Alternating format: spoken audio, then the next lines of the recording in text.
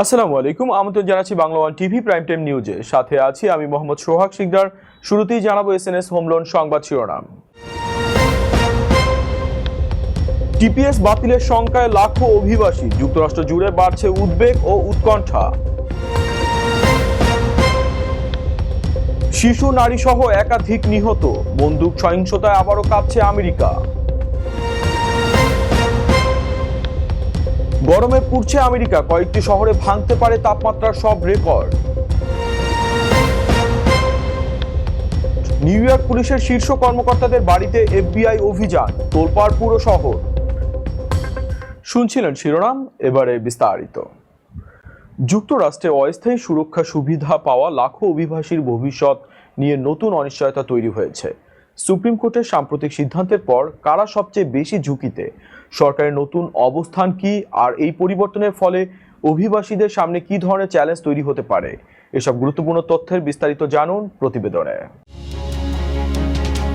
যুক্তরাষ্ট্রের temporary protected status বা TPS সুবিধা পাওয়া লাখো অভিবাসীর ভবিষ্যৎ নিয়ে নতুন করে উদ্বেগ তৈরি হয়েছে। দেশটির সুপ্রিম কোর্টের সাম্প্রতিক এক সিদ্ধান্তের পর ট্রাম্প প্রশাসন জানিয়েছে, অস্থায়ী সুরক্ষা সুবিধায় থাকা অভিবাসীদের হয়ে স্থায়ী বৈধ আবাসনের ব্যবস্থা করতে হবে, না হলে নিজ দেশে ফিরে যেতে হবে। Homeland security secretary Mark Wayne Mullin সিএনএনকে দেওয়া এক সাক্ষাৎকারে বলেন, যারা স্থায়ীভাবে যুক্তরাষ্ট্রে থাকতে চান তাদের প্রয়োজনীয় কাগজপত্র সম্পন্ন করে বৈধ স্থায়ী স্ট্যাটাসের জন্য আবেদন করা উচিত। অন্যথায় সরকার স্বেচ্ছায় দেশে ফেরার জন্য বিমান টিকিটের পাশাপাশি পুনর্বাসনের উদ্দেশ্যে প্রায় $2,100 পর্যন্ত আর্থিক সহায়তা দিতেও প্রস্তুত। সুপ্রিম কোর্টের এই সিদ্ধান্তের ফলে প্রায় 3.5 লাখ হাইতিয়ান এবং 6,000 সিরীয় নাগরিক তাদের টিপিএস সুরক্ষা হারানোর ঝুঁকিতে পড়েছেন। এর ফলে তাদের অনেকে আটক বা বহিষ্কারের মুখোমুখি হতে পারেন বলে আশঙ্কা করা হচ্ছে। অভিবাসী অধিকার সংগঠনগুলো বলছে, বহু হাইতিয়ান অভিবাসী 1 দশকেরও বেশি সময় ধরে যুক্তরাষ্ট্রে বসবাস ও কাজ করছেন। তাই এই সুরক্ষা তুলে নেওয়া হলে হাজারো পরিবারের জীবন জীবিকা মারাত্মকভাবে ক্ষতিগ্রস্ত হবে। অন্যদিকে রিপাবলিকান দলের কয়েকজন নেতাও এই সিদ্ধান্ত নিয়ে উদ্বেগ প্রকাশ করেছেন। ওয়াহিওর গভর্নর মাইক ডিওয়াইন বলেছেন, হাইতির বর্তমান নিরাপত্তা পরিস্থিতি অত্যন্ত ভয়াবহ এবং এখন সেখানে মানুষকে ফেরত পাঠানো বাস্তবসম্মত নয়। বর্তমানে 17টি দেশের প্রায় 17 লাখ মানুষ টেম্পোরারি প্রোটেক্টেড স্ট্যাটাস সুবিধার আওতায় রয়েছেন। ফলে এই সিদ্ধান্ত ভবিষ্যতে আরও অনেক দেশের অভিবাসীদের উপরে প্রভাব ফেলতে পারে বলে মনে করছেন বিশ্লেষকরা। মাত্র কয়েক ঘন্টার ব্যবধানে যুক্তরাষ্ট্রের একাধিক শহরে ঘটে যাওয়া ভয়াবহ বন্দুক হামলায় নিহত হয়েছেন শিশু নারী সহ কয়েকজন এবং আহত হয়েছেন আরও অনেকে। কোথায় কিভাবে এসব হামলা ঘটলো, কি বলছে পুলিশ, কতজনকে গ্রেপ্তার করা হয়েছে এবং তদন্ত কোন পর্যায়ে রয়েছে, এসব গুরুত্বপূর্ণ তথ্য বিস্তারিত তুলে ধরা হয়েছে আমাদের সম্পূর্ণ প্রতিবেদনে। যুক্তরাষ্ট্র জুড়ে আবারও উদ্বেগ বাড়াচ্ছে লাগাতার বন্দুক সহিংসতা। মাত্র একদিনের ব্যবধানে দেশের বিভিন্ন অঙ্গরাজ্যে একের পর এক ভয়াবহ গোলাগুলির ঘটনায় প্রাণ হারিয়েছেন একাধিক মানুষ, আহত হয়েছেন আরও কয়েকজন। আইনশৃঙ্খলা পরিস্থিতি নিয়ে নতুন করে প্রশ্ন উঠছে দেশ জুড়ে। সবচেয়ে হৃদয় বিদারক ঘটনাটি ঘটেছে মিসিসিপির জ্যাকসন শহরে। শনিবার রাতে একটি বাড়িতে গুলিবিদ্ধ অবস্থায় পাওয়া যায় 26 ও 20 বছর বয়সী 2 তরুণী এবং মাত্র 2 বছর বয়সী একটি শিশুকে। ঘটনাস্থলেই 3 জনকে মৃত ঘোষণা করে পুলিশ। তদন্তকারীরা জানিয়েছেন, নিহতদের শরীরে একাধিক গুলির চিহ্ন রয়েছে। ঘটনার পর একটি লাল মিৎসুবিশি মিরাজ গাড়ি নিয়ে পালিয়ে যায় সন্দেহভাজন ব্যক্তি। পরে গাড়িটি উদ্ধার হলেও হামলাকারী এখনও পলাতক। এদিকে ক্যালিফোর্নিয়ার সান হোসের জনপ্রিয় সান পেদ্রো স্কোয়ারে গুলিতে একজন নিহত এবং আরেকজন গুরুতর আহত হয়েছেন। জায়গাটি বিশ্বকাপ উপলক্ষে ফ্যান জোন হিসেবে পরিচিত হলেও হামলার সময় সেখানে কোনো ম্যাচ চলছিল না। পুলিশ ঘটনাটিকে হত্যাকাণ্ড হিসেবে তদন্ত করছে এবং আশপাশের এলাকা সাময়িকভাবে বন্ধ রাখা হয়েছে। মিজুরির সেন্ট লুইসেও রক্তাক্ত এক বন্দুক হামলায় একজন নিহত এবং আরেকজন আহত হয়েছেন। পুলিশ জানিয়েছে, ভোররাতে একটি বাড়ির বারান্দা থেকে এক ব্যক্তির মরদেহ উদ্ধার করা হয়। হামলার কারণ এখনও নিশ্চিত নয় এবং কাউকে গ্রেপ্তার করা যায়নি। অন্যদিকে টেনেসির মেমফিসের হোয়াইট হ্যাভেন এলাকার একটি অ্যাপার্টমেন্ট কমপ্লেক্সে গুলিতে একজন পুরুষ নিহত এবং এক নারী আশঙ্কাজনক অবস্থায় হাসপাতালে চিকিৎসাধীন রয়েছেন।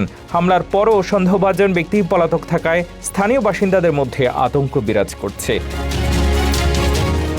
অ্যারিজোনায় সাউথ ফিনিক্সেও একটি হাউস পার্টিকে কেন্দ্র করে ডাকাতি ও গোলাগুলির ঘটনা ঘটে। পুলিশ ধাওয়া দিয়ে 18 ও 20 বছর বয়সী দুই সন্দেহভাজনকে গ্রেপ্তার করেছে। তাদের গাড়ি থেকে রাইফেল, হ্যান্ডগান এবং গুলির খোসা উদ্ধার করা হয়েছে।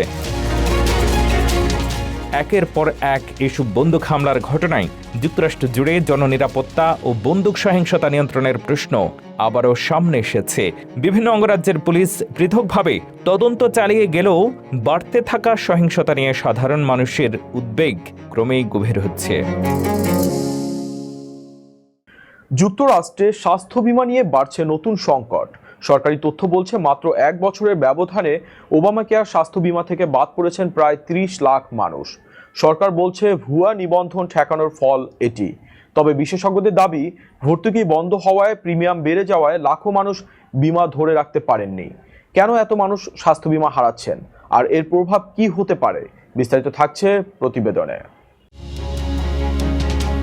যুক্তরাষ্ট্রে স্বাস্থ্য বীমা নিয়ে নতুন উদ্বেগ তৈরি হয়েছে। সরকারি সর্বশেষ তথ্য বলছে অ্যাফোর্ডেবল কেয়ার অ্যাক্ট বা ওবামা কেয়ার স্বাস্থ্য বীমা থেকে 1 বছরের ব্যবধানে প্রায় 30 লাখ মানুষ বাদ পড়েছেন। মার্কিন স্বাস্থ্য ও মানবসেবা বিভাগ জানায় 2025 সালের ফেব্রুয়ারিতে এই কর্মসূচিতে নিবন্ধিত ছিলেন 2,21,00,000 মানুষ, কিন্তু 2026 সালের ফেব্রুয়ারিতে সেই সংখ্যা কমে দাঁড়িয়েছে 1,92,00,000-এ। অর্থাৎ 1 বছরে নিবন্ধন কমেছে প্রায় 13%। সরকারের দাবি, ভুয়া বা প্রতারণামূলক নিবন্ধনের বিরুদ্ধে অভিযান চালানোর ফলেই এই পরিবর্তন এসেছে। তবে স্বাস্থ্য বিশেষজ্ঞদের মতে মূল কারণ হল ফেডারেল স্বাস্থ্য বীমা ভর্তুকির মেয়াদ শেষ হয়ে যাওয়া। বিশেষজ্ঞরা বলছেন, চলতি বছরের শুরুতে অতিরিক্ত সরকারি ভর্তুকি বন্ধ হওয়ায় অনেকের স্বাস্থ্য বীমার মাসিক প্রিমিয়াম দ্বিগুণ, এমনকি 3 গুণ পর্যন্ত বেড়ে যায়। ফলে অনেক পরিবার বাড়তি খরচ বহন করতে না পেরে তাদের স্বাস্থ্য বীমা বাতিল করতে বাধ্য হয়েছে। স্বাস্থ্য গবেষণা প্রতিষ্ঠান KFF এর বিশ্লেষকদের আশঙ্কা, এই ধারা অব্যাহত থাকলে বছরের শেষ নাগাদ ওবামা কেয়ারে নিবন্ধিত মানুষের সংখ্যা আরও কমে প্রায় 1,75,00,000-এ নেমে আসতে পারে। উল্লেখ্য, এই স্বাস্থ্য বীমা কর্মসূচির উপর নির্ভর করেন গিগ কর্মী, ক্ষুদ্র ব্যবসায়ী, কৃষক এবং এমন লাখো মার্কিন নাগরিক যাদের কর্মস্থল থেকে স্বাস্থ্য বীমার সুবিধা নেই। বিশ্লেষকদের মতে স্বাস্থ্য বীমার ক্রমবর্ধমান খরচ এখন যুক্তরাষ্ট্রের সাধারণ মানুষের অন্যতম বড় দুশ্চিন্তার কারণ হয়ে উঠেছে। আগামী নির্বাচনের আগে স্বাস্থ্যসেবায় ব্যয় এবং ভর্তুকি ইস্যু আবারও জাতীয় রাজনৈতিক বিতর্কের কেন্দ্রে চলে এসেছে। মার্কিন সোশ্যাল সিকিউরিটি ট্রাস্ট ফান্ডের ভবিষ্যৎ নিয়ে নতুন করে উদ্বেগ তৈরি হয়েছে। অর্থ সংকটের কারণে আগামী বছরগুলোতে কোটি কোটি অবসরপ্রাপ্ত ও চাকুরিজীবী মানুষ আর্থিক নিরাপত্তার বড় চ্যালেঞ্জের মুখে পড়তে পারে বলে আশঙ্কা করা হচ্ছে। এই সংকটের কারণ কি, রাজনৈতিক অচলাবস্থা কেন সমাধানকে কঠিন করে তুলছে এবং সামনে কি হতে পারে, বিস্তারিত জানুন প্রতিবেদনে। যুক্তরাষ্ট্রের অবসরপ্রাপ্ত এবং চাকরিজীবী কোটি কোটি মানুষের জন্য এক বড় দুশ্চিন্তার খবর। 2032 সালের মধ্যেই দেউলিয়া হতে পারে মার্কিন social security trust fund. Fox নিউজকে দেয়া সাক্ষাৎকারে ব্লুমবার্গের বিশ্লেষক জ্যাক কোহেন জানিয়েছেন, দ্রুত কোনো দ্বিপাক্ষিক সমাধান না এলে বড় ধরনের থাম্বনেইল, ভাতার কাট ছাঁটের মুখে পড়বেন সাধারণ নাগরিকরা। ট্রাস্টিদের সাম্প্রতিক প্রতিবেদন অনুযায়ী বর্তমান আইন বজায় থাকলে 2032 সাল নাগাদ সোশ্যাল সিকিউরিটি ফান্ড পুরোপুরি খালি হয়ে যাবে। এর ফলে অবসরপ্রাপ্তদের মাসিক ভাতায় প্রায় 22 থেকে 25% পর্যন্ত ধস নামতে পারে। উদাহরণস্বরূপ, যিনি মাসে $2,000 ভাতা পান, তার চেক থেকে হুট করেই $500 কমে যাবে। বিশেষজ্ঞরা বলছেন, এই বিপর্যয় এড়াতে হলে হয় ট্যাক্স বাড়াতে হবে, না হয় সুবিধা কমাতে হবে, যা রাজনৈতিকভাবে অত্যন্ত সংবেদনশীল। বার্নি স্যান্ডার্স সহ কয়েকজন নেতা ধনকুবেরদের ওপর থেকে ট্যাক্স ক্যাপ বা করের ঊর্ধ্বসীমা তুলে নেয়ার প্রস্তাব করলেও রিপাবলিকানরা মনে করছেন এটি ক্ষুদ্র ব্যবসাকে ক্ষতিগ্রস্ত করবে। এদিকে ট্রাম্প প্রশাসনের সাম্প্রতিক অভিবাসন নীতি এবং সামাজিক নিরাপত্তা ভাতার করমুক্ত সুবিধা দেওয়ার ফলেও এই ফান্ডের সংকট 1 বছর এগিয়ে এসেছে। 2026-এর মধ্যবর্তী নির্বাচনের আগে ডেট সিলিং বা ঋণ সীমা এবং সরকারের শাটডাউন এড়ানোর পাশাপাশি এই অর্থনৈতিক সংকট এখন ক্যাপিটাল হিলের সবচেয়ে বড় মাথা ব্যথার কারণ। 2032 সালকে দূরবর্তী মনে হলেও আইন প্রণেতাদের হাতে সময় কিন্তু খুবই কম। এখন দেখার বিষয় ডেমোক্রেট ও রিপাবলিকান দল মিলে আমেরিকার ভবিষ্যৎ নাগরিকদের এই বেনিফিট ক্লিফ বা ভাতার পাহাড় থেকে রক্ষা করতে কোনো যৌথ সমঝোতায় পৌঁছাতে পারে কি না। স্বাধীনতা দিবসের ছুটির আগে যুক্তরাষ্ট্রের বিস্তীর্ণ এলাকায় শুরু হতে যাচ্ছে তীব্র তাপপ্রবাহ। অতিরিক্ত গরম ও আর্দ্রতার কারণে জনস্বাস্থ্যে বড় ধরনের প্রভাব পড়তে পারে বলে সতর্ক করেছেন আবহাওয়াবিদরা। কোন কোন এলাকায় পরিস্থিতি সবচেয়ে ভয়াবহ হতে পারে, কেন এই তাপপ্রবাহকে এতটা ঝুঁকিপূর্ণ বলা হচ্ছে এবং নিরাপদ থাকতে কি করণীয়, বিস্তারিত জানুন প্রতিবেদনে। স্বাধীনতা দিবসের ছুটির ঠিক আগেই ভয়াবহ তাপপ্রবাহের কবলে পড়তে যাচ্ছে যুক্তরাষ্ট্রের বিস্তীর্ণ অঞ্চল। ন্যাশনাল ওয়েদার সার্ভিস বা NWS সতর্ক করে জানিয়েছে, আগামী 1 সপ্তাহ দেশের মধ্য ও পূর্বাঞ্চলের বড় অংশ জুড়ে বিপজ্জনক গরম ও উচ্চ আর্দ্রতা একসঙ্গে আঘাত হানবে। এতে প্রকৃত অনুভূত তাপমাত্রা আরও বেড়ে গিয়ে জনস্বাস্থ্যের জন্য গুরুতর ঝুঁকি তৈরি করতে পারে। আবহাওয়াবিদদের পূর্বাভাস অনুযায়ী দক্ষিণাঞ্চল গ্রেট প্লেইনস, ওহাইও ও মিসিসিপি নদী উপত্যকা, Lower Great Lakes, Mid Atlantic ও নিউ ইংল্যান্ডের বিভিন্ন এলাকায় কয়েকদিন ধরে তাপমাত্রা 90 থেকে 100 ডিগ্রি ফারেনহাইটের মধ্যে থাকবে। অনেক স্থানে হিট ইন্ডেক্স 110 থেকে 115 ডিগ্রি ফারেনহাইট পর্যন্ত পৌঁছতে পারে। New York, Philadelphia, Washington DC, Baltimore, Chicago, Detroit, Indianapolis, Saint Louis, Dallas ও মেমফিস সহ বড় শহরগুলোতে বছরের সর্বোচ্চ তাপমাত্রা রেকর্ড হওয়ার আশঙ্কা রয়েছে। বিশেষজ্ঞরা বলছেন, এই তাপপ্রবাহ শুধু শিশু, বয়স্ক বা অসুস্থদের জন্য নয়, দীর্ঘ সময় বাইরে অবস্থান করলে সুস্থ মানুষও হিট স্ট্রোক, পানি শূন্যতা এবং অন্যান্য তাপজনিত অসুস্থতায় আক্রান্ত হতে পারেন। সবচেয়ে উদ্বেগের বিষয় হলো রাতের তাপমাত্রাও খুব বেশি কমবে না, ফলে শরীর স্বাভাবিকভাবে ঠান্ডা হওয়ার সুযোগ না পেয়ে অসুস্থতার ঝুঁকি আরও বাড়বে। এদিকে পশ্চিমাঞ্চলের উটাহ, কলোরাডো, অ্যারিজোনা সহ কয়েকটি অঙ্গরাজ্যে চরম গরম, শুষ্ক আবহাওয়া ও প্রবল বাতাসের কারণে দাবানলের ঝুঁকিও বেড়েছে। ইতিমধ্যে দ্রুত ছড়িয়ে পড়া এক দাবানলে 3 অগ্নি নির্বাপক কর্মীর মৃত্যু হয়েছে এবং আরও 2 জন আহত হয়েছেন। আবহাওয়া বিভাগ সবাইকে অপ্রয়োজনে বাইরে না যাওয়া, পর্যাপ্ত পানি পান করা, শীতাতপ নিয়ন্ত্রিত স্থানে থাকার এবং শিশু, বয়স্ক এবং একা বসবাসকারী প্রতিবেশীদের খোঁজ রাখার আহ্বান জানিয়েছে। বিশেষজ্ঞদের মতে, আসন্ন ছুটির সময়ে বাইরে উদযাপনের পরিকল্পনা থাকলে আবহাওয়ার সতর্কবার্তা মেনে চলাই হবে সবচেয়ে নিরাপদ সিদ্ধান্ত।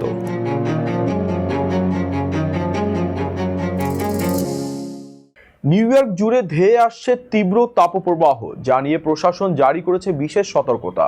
কয়েকদিন ধরে অস্বাভাবিক উচ্চ তাপমাত্রা ও অতিরিক্ত আর্দ্রতার কারণে জনজীবনে বড় ধরনের প্রভাব পড়তে পারে বলে আশঙ্কা করা হচ্ছে। এই পরিস্থিতিতে কি বলছেন বিশেষজ্ঞরা, প্রশাসন কি ধরনের প্রস্তুতি নিয়েছে এবং নাগরিকদের জন্য কি নির্দেশনা দেওয়া হয়েছে, বিস্তারিত জানুন প্রতিবেদনে।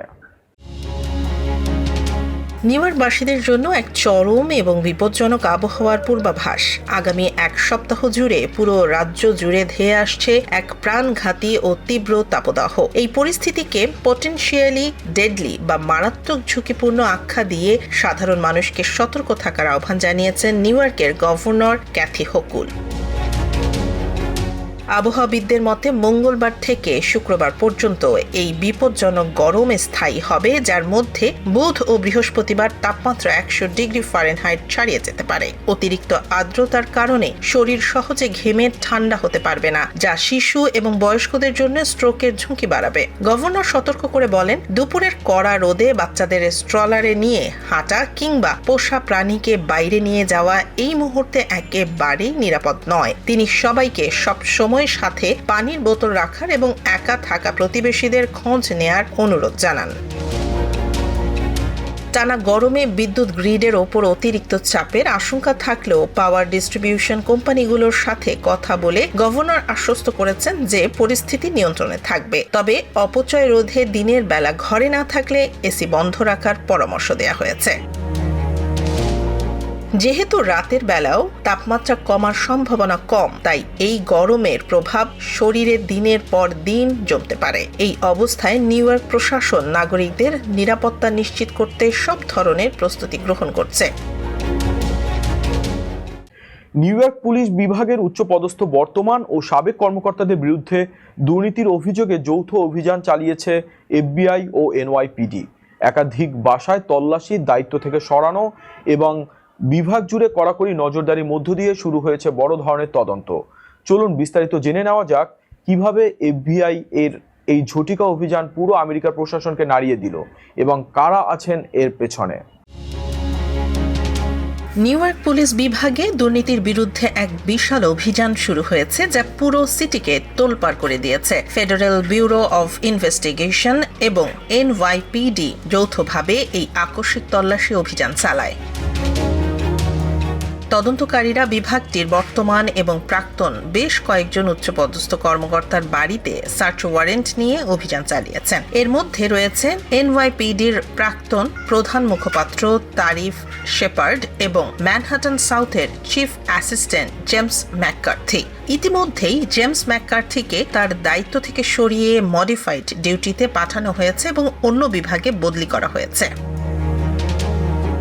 নিউ ইয়র্কের মেয়র জোহরান মামদানি এবং পুলিশ কমিশনার জেসিকা টিশ এই অভিযানের ব্যাপারে তীব্র প্রতিক্রিয়া জানিয়েছেন। পুলিশ কমিশনার জেসিকা টিশ এক বিবৃতিতে বলেন, আমি নিউ ইয়র্কবাসীদের প্রতিশ্রুতি দিয়েছিলাম যে আমার নেতৃত্বে এনওয়াইপিডি সততা ও নিষ্ঠার সাথে কাজ করবে। আজকের এই অভিযান সেই প্রতিশ্রুতি পূরণের এবং বিভাগকে সর্বোচ্চ আদর্শে ধরে রাখার একটি ধারাবাহিক প্রচেষ্টা। পুলিশ গ্র্যাজুয়েশন অনুষ্ঠানেও নবীন কর্মকর্তাদের উদ্দেশ্যে সততার এই বার্তা জোরালোভাবে দেয়া হয়। সেখানে বলা হয়, সততা বজায় না রাখলে পরিণতি হবে অত্যন্ত কঠোর ও তাৎক্ষণিক। অন্যদিকে ব্রঙ্কসের একটি অনুষ্ঠানে মেয়র মামদানি স্পষ্ট করে বলেন, জনগণের বিশ্বাস ভঙ্গকারী এবং দুর্নীতিবাজদের কোনোভাবেই ছাড় দেওয়া হবে না। সরকারের কাজ সাধারণ মানুষের সেবা করা, ক্ষমতার অপব্যবহার নয়। এই তল্লাশি অভিযানের বিষয়ে এফবিআই এবং southern district of new York US attorney office এখন পর্যন্ত বিস্তারিত কিছু জানায়নি। তবে এই ঘটনা যে নিউ ইয়র্ক পুলিশ প্রশাসনের ভেতরে বড় ধরনের সংস্কারের ইঙ্গিত দিচ্ছে তা নিশ্চিত। যুক্তরাষ্ট্রে বর্ণাঢ্য আয়োজনের মধ্য দিয়ে অনুষ্ঠিত হয়েছে প্রবাসী বাংলাদেশিদের অন্যতম আঞ্চলিক সংগঠন সিলেট সদর দক্ষিণ সুরমা অ্যাসোসিয়েশন অব মিশিগানের নতুন কমিটির অভিষেক। বিপুল সংখ্যক প্রবাসীর উপস্থিতিতে উৎসবমুখর পরিবেশে সম্পন্ন হয় এই আয়োজন। বিস্তারিত রিপোর্টে। রোববার সন্ধ্যায় মিশিগানের হ্যাম্পটামাক সিটির গেট অফ কলাম্বাস হলে অনুষ্ঠিত হয় সিলেট সদর দক্ষিণ সুরমা অ্যাসোসিয়েশন অফ মিশিগানের নতুন কমিটির অভিষেক অনুষ্ঠান। বিপুল সংখ্যক দক্ষিণ সুরমার প্রবাসীদের উপস্থিতিতে আনন্দ উচ্ছ্বাস আর মিলন মেলায় পরিণত হয় পুরো আয়োজন। সাবেক সাধারণ সম্পাদক খালেদ আহমেদ রাহিনের সঞ্চালনায় কোরআন তিলাওয়াতের মাধ্যমে অনুষ্ঠান শুরু হয়। অনুষ্ঠানের প্রথম পর্বে সভাপতিত্ব করেন সদ্য বিদায়ী সভাপতি আব্দুল জব্বার বশির। অনুষ্ঠানে বাংলাদেশ যুক্তরাষ্ট্রের জাতীয় সঙ্গীত পরিবেশন ও প্রয়াত ব্যক্তিদের স্মরণে 1 মিনিটের নীরবতা পালন করা হয়। এতে স্বাগত বক্তব্য দেন হ্যাম্পটামাক সিটি কাউন্সিলম্যান নাইম চৌধুরী। পরে ফুল দিয়ে বরণ করে নেওয়া হয় প্রধান অতিথি হ্যাম্পটামাক সিটির মেয়র অ্যাডাম আল হারবি এবং নবনির্বাচিত কমিটির সদস্যদের। নির্বাচন কমিশনের নবনির্বাচিত সভাপতি লিলু মিয়া, সাধারণ সম্পাদক জাফর ইকবাল মল্লিক সহ নতুন কমিটির সদস্যদের শপথ বাক্য পাঠ করান। নবনির্বাচিত নেতারা বলেন, প্রবাসে বাংলাদেশের ইতিহাস, ঐতিহ্য ও সংস্কৃতি নতুন প্রজন্মের কাছে তুলে ধরা এবং দক্ষিণ সুরমাবাসীদের মধ্যে ঐক্য ও সম্প্রীতি আরও সুদৃঢ় করতেই সংগঠনটি কাজ করে যাবে। এই এলাকার মানুষের জন্য কাজ করবে সংগঠনটি। অনুষ্ঠানের দ্বিতীয় পর্বে সাধারণ সম্পাদক জাফর ইকবাল মল্লিকের উপস্থাপনায় আনুষ্ঠানিকভাবে সংগঠনটির ম্যাগাজিন সেতু বন্ধন এর মোড়ক উন্মোচন করা হয়। আগত অতিথিদের নিয়ে মোড়ক উন্মোচন করেন সংগঠনটির সদস্যরা। অনুষ্ঠানে অতিথি হিসেবে বক্তব্য দেন স্টেট সিনেটর স্টেফেনি চ্যাং, হ্যামটামেক সিটির মেয়র অ্যাডাম আল হারবি, সাবেক councilman Shahab Ahmed Sumin, state representative প্রার্থী সীমা আহমেদ, হ্যামটামেক পুলিশ বিভাগের প্রধান এবং সিটি অ্যাটর্নি। অতিথিরা প্রবাসে বাংলাদেশিদের ঐক্য, সামাজিক সম্প্রীতি এবং নিজস্ব সংস্কৃতি ধরে রাখতে সংগঠনটির ভূমিকার প্রশংসা করেন। অনুষ্ঠানের শেষ পর্বে স্থানীয় শিল্পীদের পরিবেশনায় অনুষ্ঠিত হয় মনোজ্ঞ সাংস্কৃতিক অনুষ্ঠান। নাচ, গান ও নানা পরিবেশনায় মুখর হয়ে ওঠে পুরো আয়োজন। মিশিগানের বিভিন্ন শহর থেকে আগত প্রবাসী বাংলাদেশিদের প্রাণবন্ত অংশগ্রহণে সিলেট সদর দক্ষিণ সুরমা অ্যাসোসিয়েশন অফ মিশিগানের নতুন কমিটির অভিষেক অনুষ্ঠান পরিণত হয় এক মিলন মেলা ও উৎসবের আয়োজনে। এই ছিল Bangla one TV prime time নিউজে। পরবর্তী প্রাইম টাইম নিউজ দেখার আমন্ত্রণ জানিয়ে বিদায় নিচ্ছি আমি মোহাম্মদ সোহাগ শিকদার। এতক্ষণ সাথে থাকার জন্য ধন্যবাদ।